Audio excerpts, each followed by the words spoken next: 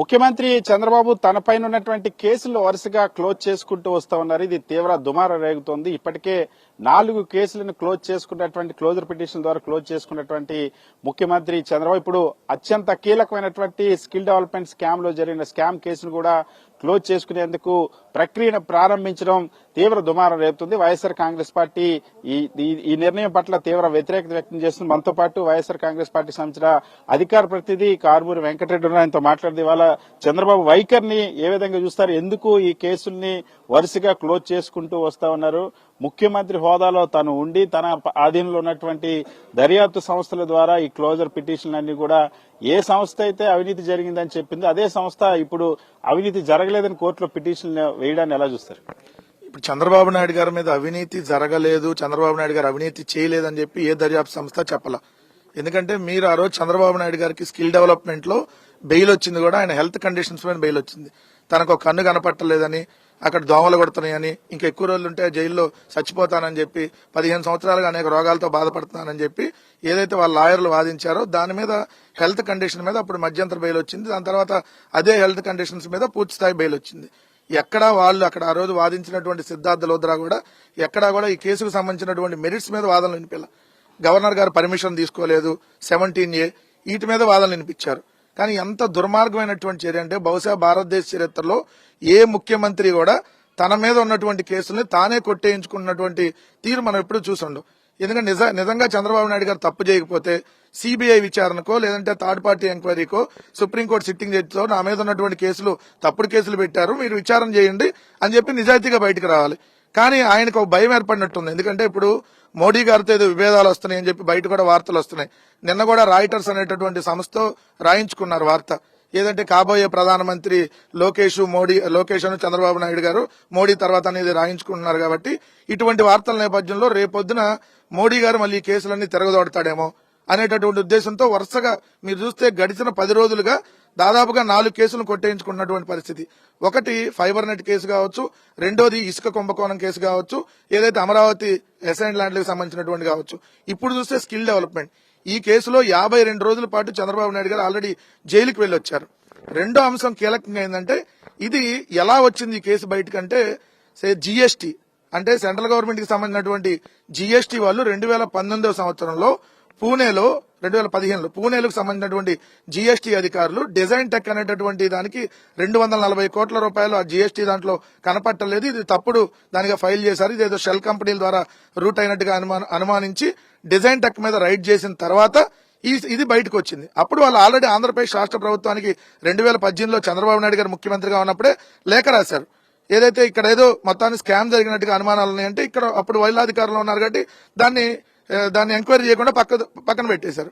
దీనికి సంబంధించి money laundering జరిగిందని చెప్పి 4గురిని ఈడీ ఆల్రెడీ అరెస్ట్ చేయడం కూడా జరిగింది. అంటే ఎన్ఫోర్స్మెంట్ డైరెక్టరేట్ ఆల్రెడీ అరెస్ట్ అయ్యి జైలుకు పంపించినటువంటి కేసులో చంద్రబాబు నాయుడు గారు ముద్దాయిగా ఉండి 371 కోట్లు రాష్ట్ర ప్రభుత్వం నుంచి డబ్బుల్ని షెల్ కంపెనీలకి మళ్లించి మళ్ళీ అదే కంపెనీల నుంచి ఏదైతే చంద్రబాబు నాయుడు గారు తీసుకున్నటువంటిది విత్ ఆధారాలతో విత్ ప్రూఫ్లతో అన్ని ఉన్న తర్వాత 52 రోజుల పాటు జైలుకి వెళ్లిన తర్వాత ఇప్పుడు తన మీద ఉన్నటువంటి కేసుని తానే క్లోజ్ చేయించుకుంటున్నాడంటే చంద్రబాబు నాయుడు గారు తన కేసుల మీద భయపడతా ఉన్నాడు. రేపొద్దున ఎక్కడైనా కేంద్ర ప్రభుత్వంతో విభేదాలు వస్తే చంద్రబాబు నాయుడు గారిని తీసుకెళ్లి మళ్లీ లోపలేస్తారనేటువంటి ఉద్దేశంతో తన కేసులు ఇప్పుడే మాఫీ చేయించుకునేటటువంటి పనిలో ఉన్నాడు. ఖచ్చితంగా దీని మీద గౌరవ హైకోర్టు వారు కూడా సుమోటోగా తీసుకోవాలి.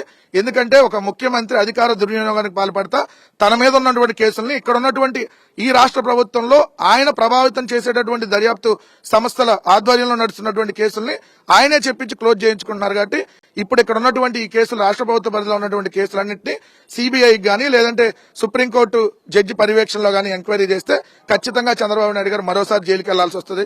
సో ఖచ్చితంగా హైకోర్టు వారు కూడా దీన్ని సుమోటోగా తీసుకోవాలని చెప్పి వైఎస్ఆర్ కాంగ్రెస్ పార్టీ డిమాండ్ చేస్తా ఉంది. అవన్నీ గతంలో మీరు అధికారులు ఉన్నప్పుడు వైఎస్ఆర్ కాంగ్రెస్ పార్టీ అధికారులు ఉన్నప్పుడు కక్షపూరితంగా పెట్టినటువంటి తప్పుడు కేసులు కాబట్టి ఇవన్నీ ఇవాళ న్యాయస్థానం ముందు క్లోజ్ అవుతా ఉన్నాయని చెప్పేసి తెలుగుదేశం పార్టీ సమర్థించుకుంది. న్యాయస్థానాల ముందు న్యాయస్థానం క్లోజ్ చేయట్లా. ఎక్కడైతే దర్యాప్తు సంస్థ ఇప్పుడు మీ సిఐడి గానీ సిట్ గానీ ఈ రోజు చంద్రబాబు నాయుడు గారు తాను వేసినటువంటి అధికారుల పర్యవేక్షణలో నడుస్తుంది. తాను వేసినటువంటి అధికారులు ఏం చెప్తారు, ఈయన చెప్పినట్టుగా వింటారు. సో అందుకని ఈ రోజు ఏం చేస్తున్నారు, చంద్రబాబు నాయుడు గారు వాళ్ళ మీద ఒత్తిడి తెచ్చి మొన్న మీకు లిక్కర్ స్కామ్ చూసాం మనం.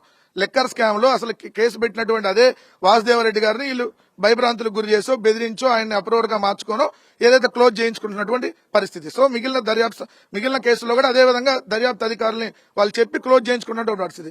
చంద్రబాబు నాయుడు గారి మీద నిజంగా మేము పెట్టిన తప్పుడు కేసులు అయితే చంద్రబాబు నాయుడు గారు 45 ఏళ్ళ రాజకీయ అనుభవం కదా, ఏదైనా ఆయన చేయగలరు కదా, మోహన్దాన్ని ఎగిరెగిరి తన్నాడు కదా, సిబిఐకి ఇస్తే తేల్చేస్తారు కదా. లేదో పని చేద్దాం, హైకోర్టు సిట్టింగ్ జడ్జితో విచారణకి చెప్పండి, నా మీద తప్పుడు కేసులు పెట్టారు, నేను ధైర్యంగా ఎదుర్కొంటాను, హైకోర్టు సిట్టింగ్ జడ్జితో విచారణ చేయమని చెప్పి అడగండి. సో ఆయన మీద పెట్టిన ఈ తప్పుడు కేసులు కాదు, ఆయన తప్పు చేశాడు. ఆయన అనేక కేసుల్లో 2 ఎకరాల నుంచి 6 లక్షల కోట్ల రూపాయలకి ఎలా వచ్చాడు తెహల్కా చెప్పింది ఆయన కుంభకోణాల గురించి. చంద్రబాబు నాయుడు అంత పచ్చి అవినీతి పరుడు ఈ భూ ప్రపంచంలో లేడనేది అందరికీ తెలుసు. ఆయన ఓపెన్ గానే కుంభకోణాలకు పాల్పడతా ఉంటాడు. సో అలాంటిది ఇంకా ఆయన అధికారంలో ఉంటే ఎందుకు పాల్పడ్డు? అప్పుడు పాల్పడ్డాడు, ఇప్పుడు కూడా పాల్పడతా ఉన్నాడు. ఆయన కేసులను ధైర్యంగా ఎదుర్కొనేటటువంటి సత్తా ఆయనకు లేదు కాబట్టి జగన్మోహన్ రెడ్డి గారి మీద పెట్టిన తప్పుడు కేసులు. అందుకనే 16 నెలలు జగన్మోహన్ రెడ్డి గారు ఉన్నా ధైర్యంగా ఈ రోజు కూడా ఎదుర్కొంటున్నాం. ధైర్యంగా న్యాయస్థానాల ద్వారా ఏదైతే లీగల్ గానే మేము ఎక్కడ తప్పు చేయలేదు కాబట్టి మేము కడిగిన ముచ్చులాగా రావాలనుకున్నాం తప్ప మా కేసులు మేము అధికారంలో ఉన్నాం కాబట్టి వాళ్ళ కాళ్ళు వీళ్ళ కాళ్ళు కొట్టుకుని కొట్టేయించుకోవాలంటే 5 నిమిషాల పని.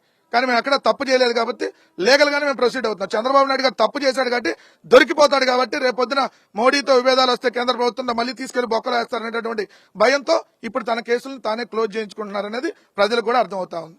ఖచ్చితంగా ఇది చంద్రబాబుకు ఒక భయం వెంటాడుతుంది. అవినీతి కేసుల్లో తను చేసినటువంటి తప్పు నిరూపితం అవుతుందన్నటువంటి భయంతోనే తన అధికారంలో ఉన్నప్పుడే తన ఆధీనంలో ఉన్నటువంటి దర్యాప్తు సంస్థల ద్వారా క్లోజర్ పిటిషన్లు వేయించి వరుసగా తన మీద ఉన్నటువంటి కేసులన్నీ కూడా కొట్టేయించుకుంటాం అనేది ఇది తీవ్రమైనటువంటి అధికార దుర్వినియోగానికి పాల్పడుతున్నారు. మళ్లీ చంద్రబాబుని జైలుకు పంపాల్సినటువంటి అవసరం ఉంది, లేకపోతే ఈ విధంగానే అధికార దుర్వినియోగానికి పాల్పడతారని కారుమూరి వెంకటరెడ్డి ఆరోపిస్తున్నారు.